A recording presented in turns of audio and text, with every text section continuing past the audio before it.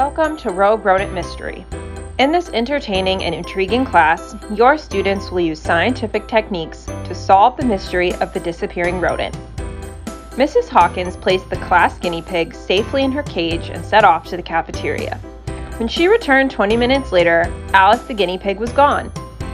Mrs. Hawkins needs your class to help her track down the beloved Alice and determine who kidnapped the guinea pig.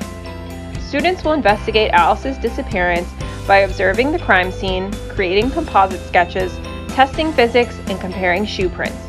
Utilizing scientific exploration, experimentation, observation, and research, your students will investigate the list of 4 suspects provided by Mrs. Hawkins and determine the guilty party.